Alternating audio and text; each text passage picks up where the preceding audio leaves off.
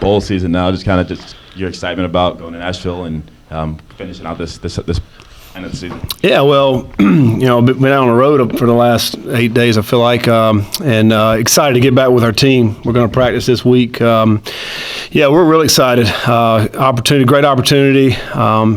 To go play in postseason. You get these 15 extra practices, probably roughly.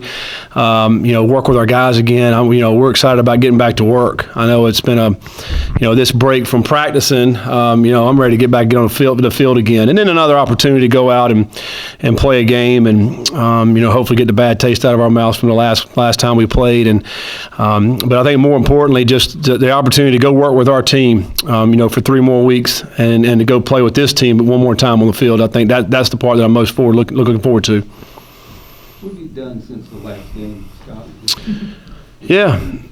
Just recruiting. We've been out. I've been out since Sunday. Left Sunday after the game, and just got back late last night. I'm going to be heading back out again tomorrow first thing in the morning. So. Get back here Wednesday before our practice. So we're going to start our bowl practices Wednesday afternoon. But it's hitting as many guys as we can possibly hit over the last how many days that is. I don't even know what day to day is. I feel like it's all kind of run together. But we've been out and seen a lot of great families and great recruits, and great reception out on the road. This time of the year, it's always as a coach, you're always a little nerve-wracking, I think, because. It's poaching season, I like to call it, where everybody tries to come in and get your players, and so it's all about holding on to your guys and getting that pen to paper on Wednesday, a week and a half from today, to get everybody signed up. We feel like we'll get most of our class signed in this first signing period. It's going to be a large class for us. We'll see. I don't know exactly what the number will be, next Wednesday, but the majority of the class should sign in that group. Do you anticipate an opportunity to retaliate against Chris Mack in the next week or so? Well, I hope. I'm probably not in the next week. I want it to be something worthwhile. I want it to be a big time situation. Hopefully.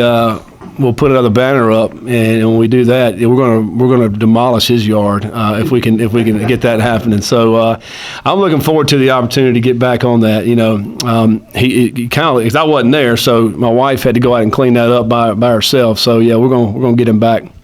More seriously. Was I surprised? Absolutely. The first thing I saw that video, he tagged me on the video. And I thought it was pretty funny, actually. I was pretty good by him and his wife. But, I was really surprised, and particularly it was late at night, and I'm like, man, what's he doing? And then you get back and think about it. Well, here's the basketball coach of the number 1 team in the country going out and, putting toilet paper in the head football coach's yard. I think it's pretty comical. But I think number one, he's a great guy in a great family, and I've enjoyed the time this year hanging out with those guys, and not only professionally but personally, just fun to be around. And I think we have a lot of those type coaches in this athletic department, and Vince has done a great job with this staff. It's just fun coming to work every single day with the type of group of coaches that we have. More seriously, as far as the 15 practices that you're talking about, is your emphasis any different than it would be during the regular season? Is it more spinning ahead to next year? Are you experimenting more? I think it probably initially the first, handful to 7 practices are more like spring type practices where you're working fundamentals, blocking, tackling, working a lot with the young guys. You're keeping the older guys obviously in tune, getting a lot of reps as well. But a lot of it goes back to just your base football stuff. It's a lot of fundamental work, throwing, catching, tackling, blocking, all those things, working on those things fundamentally in the kicking game as well.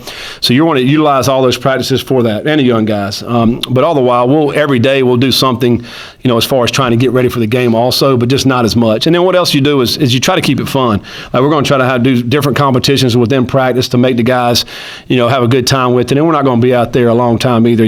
To me, you want to make this experience fun and enjoyable, something that these guys want to get back to every single year. And because I think when you get to this part of the season, so much of it is mental at this point. The guys, the ones that want to be there, want to put the work in, that want to go play the game, usually are the ones that are most successful. Coach, how much more time will you give them off before you guys start practicing? Not a whole lot more. I think, they've had, a lot of them have had 5 or 6 days off this past week, and a bunch have gone home. They'll be back Tuesday afternoon. And throughout the next 3 weeks, they'll have some time, but it's not going to be, extended period of time, I don't think. There'll be a day here, 2 days there, maybe 2.5 days. And then before we get into that game prep week, and we head to the bowl site. What do you know about Tennessee, and kind of talk about the matchup with the Volunteers? Well, I don't really know much about them, quite honestly. We haven't, we've kind of been waiting to see exactly who we're playing before you do that. But you got plenty of time between now and the game before you start really getting into the opponents. What I have seen, I think they won, 6 out of the last 7 games, so that they really, they started out a little slow, but to their credit, they've really rallied and done a great job here the last half of the season. You win the last 6 out of 7. I think they won 5 games in SEC this year. They've done a great job with that, because I think they started out 2-5, maybe, or 2-6, something like that. And so that you get to that point in the season, it can go either way, and they went the correct way. They've got a lot of confidence right now, and building their team out. I think then they've got some good young players that have really started to play. Could you mind going back to the same stadium twice in the same year? No, I think it's neat. It was a good experience last time we went there. It's a really good venue. I think it was a nice stadium. We had a great time in that stadium. Obviously, you had a big win. It's a great city. I think it's a lot of entertaining thing that can be done in that city. It's very close to us, 2.5 hours away. So a lot of our fans will be able to get down to that site, and I think it should be a great atmosphere. Should be a lot of people in there. I think that's what people, our kids want to play in a great stadium with a great atmosphere. I think we're going to get all of that. So it should be an awesome week. Do you see this as almost a visiting team situation? It's in Tennessee, et cetera, and would you have preferred a bowl somewhere else? No, I mean, I think this is a ideal scenario, really, for us, because it's so close. You're able to get a lot of our fans will be able to get right to that game. It's easy for us to travel there. For our families, I think it's in a good location for our players' families. I think there's a lot of positives. I'd rather it be a great atmosphere, and I know, it should be. I think the stadium should be, sold out, if not close to it. And, so you want a big-time atmosphere to play football in, and I think that's what we're getting. So we're excited about it. What was your reaction when you heard that you were Coach of the Year in the ACC? Well, I mean, it's a great honor, number one. I mean, I grew up in Durham, right there, Duke and UNC and NC State, Wake Forest, and going to see a lot of ACC games. And, as a little kid, I love sport and I love football and I love playing. I never dreamed I'd be one day ACC Coach of the Year. So it's an incredible honor for me personally, but it speaks to, what our staff has been able to do here. Obviously I'm just one person, but we have a tremendous staff, and I'm not just our full-time coaches. I'm GAs and our quality control coaches. Everybody else associated with our program, they just do a great job, and everybody pulls in the same direction. I think, we've changed, a bunch of different attitudes within this building, the way they approach, their attitude and their effort. I think that's the two things that we've tried to strive on the most, and it's, translated into a 5-3 ACC record this year. And, from 0 to 5, that's a great turnaround. There's, Dabo down in Clemson, I mean, he's surely deserving of the award, and there's no question what he's done has been incredible. Bronco at Virginia. I mean, there's a lot of great coaches here that could have gotten this award. It's an honor for me to get recognized in that way. I would, if I could trade it for the conference championship, I'd trade it every day, all day. I mean, I'd rather be hoisting that trophy that Dabo, did last night. So, but it is a great honor. It's something that we're certainly going to build off of here in this program. To go from 2 wins to 7 wins and to finish second in the ACC on our side is a great accomplishment this year. There's a lot of good players and a lot of good coaches. What are your priorities in practice for the bowl? Well, as I mentioned earlier, I think the first 5, 6, 7 practices are a lot of just fundamentals, getting better as a football team. Really trying to get these young guys going, but really all of them, quite honestly. I mean, we got to get a lot better if we want to go and win this bowl game. I mean, there's a lot of things we got to get done. tackling, fitting the defense right, throwing and catching. I think so all the fundamentals of what we work on. In the last half of those days, we'll be really honing in on your opponent, really game planning, really figuring out what you're going to do in this game to give us the best chance to win. But again, I think more than anything, we want to have fun. I think that's the bottom line. I don't want these guys every day, oh, man, I got to go to practice today. I want them to want to come. I want them to enjoy it, enjoy this whole process. We're going to try to have fun with the guys. We'll do some things out, fun way, maybe go to watch a movie or go, do something out in the community just to have a good time with these guys. They don't have to worry about school. It's basically football and the camaraderie they're going to have with their other teammates and their coaches. I mean, to me, that's what it's going to be all about. And then while we're here, we're going to learn some football and get better at that as well. I was going through some of the magazines from the preseason, just to kind of reminder of where it came from, and I think one says if they can just cover the spread in a couple of games, maybe that's progress. And now here you are, a bowl 5-3 in the ACC. It may not be the time to stop and think about all that, but how important is it to not get lost? Just getting there, being the accomplishment. Yeah, I mean, if you sit back and think about it, it's really incredible what we've been able to accomplish this year. From when I got here this time last year, when we had the press conference, to right now, what a difference a year makes. It's we've come a long way. There's no question about it. And you can ask our players, each and every one of them will say the same thing. We lost a lot of guys that I didn't really know, from the last time they played last fall to this season here, over 20 guys that were not a part of our team this year. So there's a lot of turnover, a lot of change. But to be able to win 7 is incredible. I think, people said, man, if you can just go to a bowl game, it'd be an unbelievable year. But to do what we did to finish second in the league is tremendous. And for us as coaches and our players, we got to be able to build off of this.